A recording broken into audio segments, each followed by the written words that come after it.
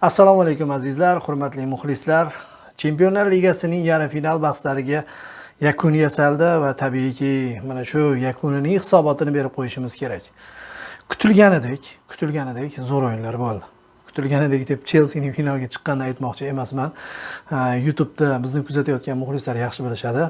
Chorak finalga qur'a tashlangan paytda Chelsea va boshqalar degan sarlavha qo'yib turib, Chelseaning imkoniyatlari haqida ancha fikr bildirilgan edi. Endi bu qandaydir taxmin yoki bashorat emasdi, balki vaziyatdan kelib chiqib aytilgan gaplar hammasi u yerda tahlil qilingan va tahlillar to'g'ri bo'lib chiqdi, xolos. Lekin o'shanda ham baribir bu tomonda Manchester City, Bavariya, PSG tomonida kim finalga chiqishi umuman gapirilmagan, uni taxmin qilib bo'lmasdi. Manchester City tarixida birinchi marotaba finalga chiqdi. O'zi mana shu final garchi ba'zilar tomonidan zerikarli final bo'ladi. Liverpool hamda Tottenham jamoalari o'rtasidagi finalga o'xshagan final bo'ladi.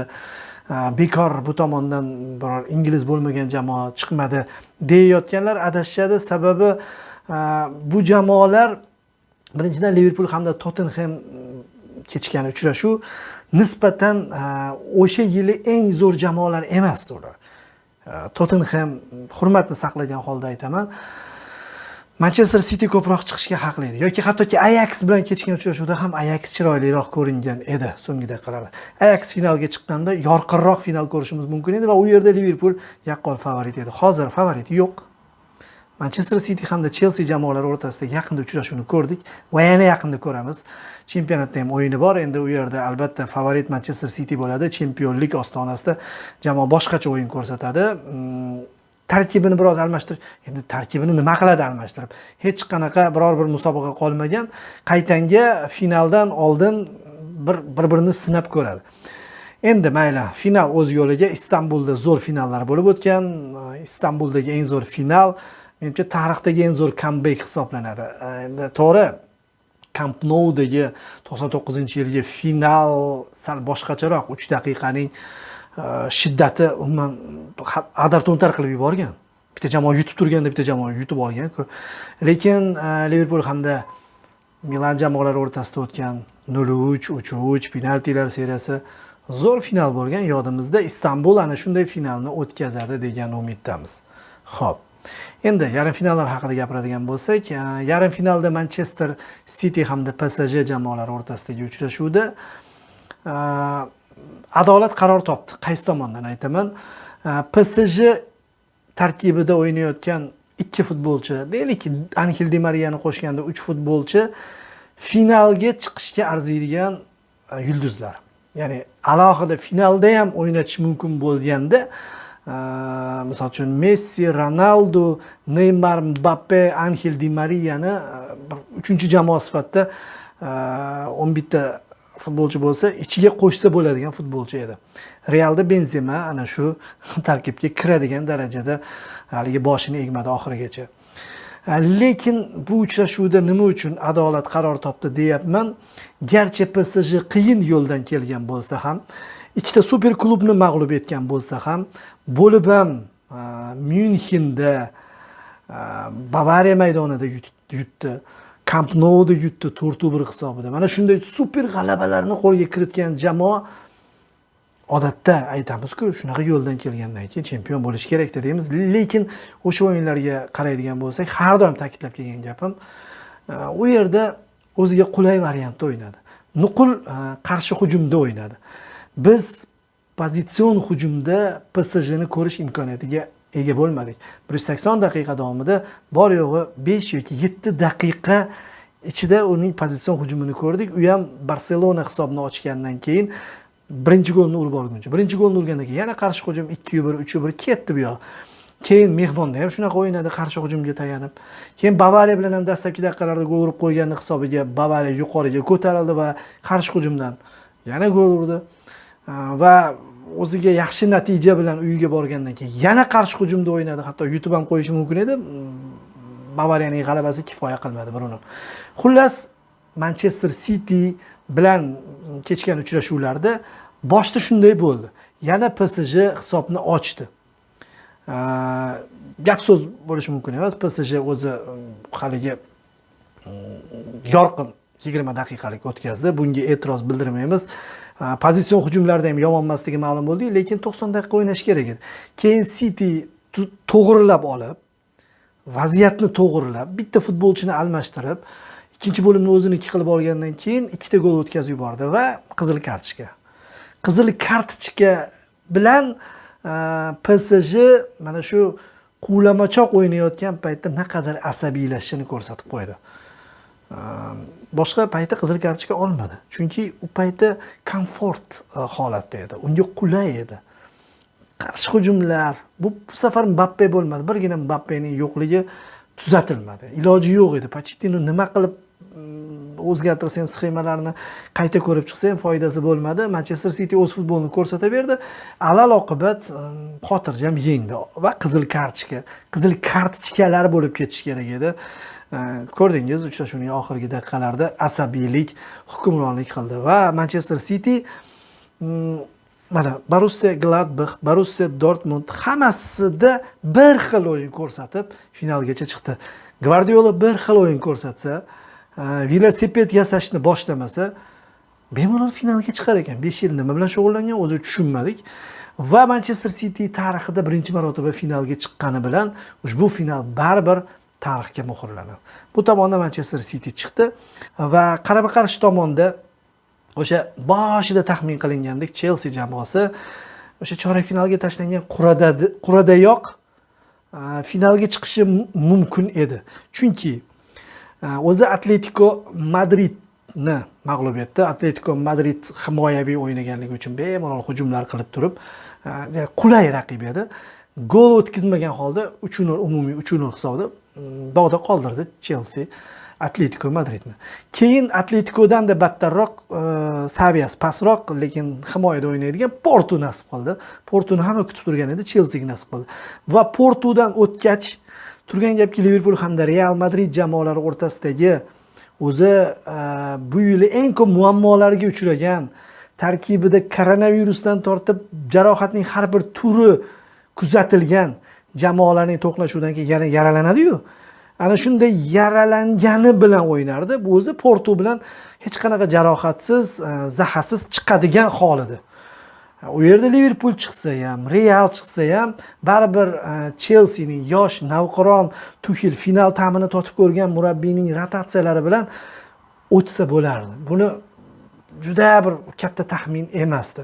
Shunday bo'lib chiqdi. Va qiziq tomoni finalga chiqyapti va finalda narigi tomonda chorak finalning narigi yo'lagida bir-biri bilan qirg'inbarot janglar qilib kelgan oxirgi jamoa bilan o'ynaydi. Faqat endi farqi Chelsea endi yarador bilan o'ynamaydi. Manchester City o'z tarixida birinchi marotaba chiqib turdi. Pep Guardiola 10 yillik tanaffusdan so'ng chiqdi. Tuchel esa Hilayfiga salom aytdi. Janob dedi. Meni haydadingiz, o'rnimga Pochettinoni olib keldingiz. Pochettino finalda yo'q. Men yana qatorasiga 2-yil finaldaman dedi. Istanbulga men boraman dedi va Chelseaning bugun Real bilan kechgan o'yinini ko'rib, juda ko'p futbolchilarni birdaniga 2 oy ichida o'zgarib ketganini ko'rib turib, futbolda naqadar murabbiy lozimligi, murabbiy faktori ustunligini ko'ra bildik. Mana hozir Juventus muxlislari Pirloni ketishini istashyapti. Rostdan ham Juventus tarkibi zo'r. Men nima uchun Juventusga to'xtalyapman? Pirlo hamda Lampard baribir bir-biriga o'xshash ekan. Garchi Lampard bitta jamoada murabbiylik qilib kelgan bo'lsa ham, uning qarashlari albatta Pirlonikidan ustun bo'lsa ham, murabbiylik boshqa soha ekanligini ko'rdik. Mana Lampardda ham shu mahsulot edi, shu masalliq edi. Lekin Tuchel 100 kun ichida yutmagan murabbiy qolmadi. Allardyce bilan Sulsher kulib o'tirishdi bir chetda, faqat ularni mag'lub eta olmadi. Bielsa ham zo'r o'yin ko'rsatdi darvoqe, 1-1 bo'ldi. Yodimda zo'r o'yin ko'rsatgan edi. Pressingda o'ynaydigan jamoalar bilan Tuchel qiynaladi, lekin uning baxtiga mana shu Chempionlar Ligasi yo'lagida unga qarshi katta pressingda o'ynaydigan jamoaning o'zi yo'q edi. Buning ustiga Real nafaqat Chempionlar Ligasida, balki Ispaniya chempionatida ham kurash olib boryapti. Jarohatlari ko'p, boshqa baribir to'ldirilmagan, faqatgina Benzemaga suyanib qolingan, o'tgan yil Marselolar bilan o'ynab, o'zi Zidanga respekt aslida. Zidan mana shu hech qanday transfer amalga oshirilmagan yilida jamoasini yarim finalga olib chiqayotgani juda zo'r natija aslida. Tan olaylik, chunki mana misol uchun Abramovich bilan Perez bu yil qilgan ishlar o'rtasida yer bilan osmoncha farq bor. Abramovich murabbiyni almashtirdi. Murabbiyni almashtirgan yili Chempionlar Ligasini qo'lga kiritganini yaxshi eslaydi. Mana endi unga irim qilmagan bo'lsa kerak-ku, lekin Lampardning ishlari yurishmayotgan paytida uni oldi. Zo'r murabbiyni olib keldi, mana Tuchel ko'rsatyapti. Keyin olgan futbolchilarini baribir foydasi tegyapti. Wernerni har qancha tanqid qilmaylik, u pressingda zo'r qatnashadi. Mount universal gap so'z bo'lishi mumkin emas va ayniqsa Kante siymosini butunlay charxlab bir gavharga aylantirib qo'ygani uchun ham Tuchelga Chelsea muxlislari minnatdorchilik izhor qilishlari kerak. Kante bechora Lampard paytida maydonda nima qilayotganini bilmayotgandi. Mayli Mount qutqarayotgandi, Abrahamlar o'ynayotganda, Jirularni tushirardi. Lekin Tuchel har bir uchrashuvda raqibni o'rganib. Mana qarang. Zidan har bir o'yinga alohida tayyorgarlik ko'radi. Zidanning analitik shtabi zo'r ishlaydi. Bunga hamma tan beradi. Chunki u giklar ustidan g'alaba qozondi. Gasperini mag'lub etdi, taktik tomondan va Kloppni mag'lub etdi. Hamma qo'yga Interni ham Conte nisbatan gikroq murabbiy deydigan bo'lsak, uni ham mag'lub etdi. Ya'ni shunaqa bir kutilmagan bir futbolchini qaysidir pozitsiyaga qo'yishi natijasida hamma raqibni hamma strukturasini buzib yuboradigan darajada zo'r o'zgarishlar qiladi. Buni hamma biladi. Lekin Zidan oxiri shunaqa bir moslashuvchan, o'zidan battar moslashuvchan murabbiyga to'qnash keldiki, buni biz birinchi uchrashuvda ko'rdik. Ya'ni 3 ta himoyachi bilan o'ynashi e'lon qilingan soati Tuchel o'z intervyusida aytib o'tdi, darhol futbolchilarni yig'gan, futbolchilar e'lon qilingan, lekin sxema o'zgargan. Shu futbolchilar bilan sxemani o'zgartirib tashlagan. Mountni orqaroqqa tortgan, Kante yana ikkita pozitsiyada o'ynash imkoniyatiga ega bo'lgan. Keyin Jorginho ko'proq himoyachilarga, xullas 3 ta 4 ta futbolchining o'ynaydigan hududlari olinishi natijasida ko'proq o'ng tomondan hujumlar tashkil etilishini ko'rsatma sifatida bergan holida Marceloni yeb tashladi. Aspilicueta, qarigan Aspilicueta hujumda yuribdi. Nima qilsin, o'zi hujumga o'tishga u ko'rsatma olmagan, lekin bo'm-bo'sh, yo'q, qo'rqilayotgan futbolchi yo'q. Shunday ekan, Tuchel juda tez javob beradigan mutaxassis bo'lib chiqdi.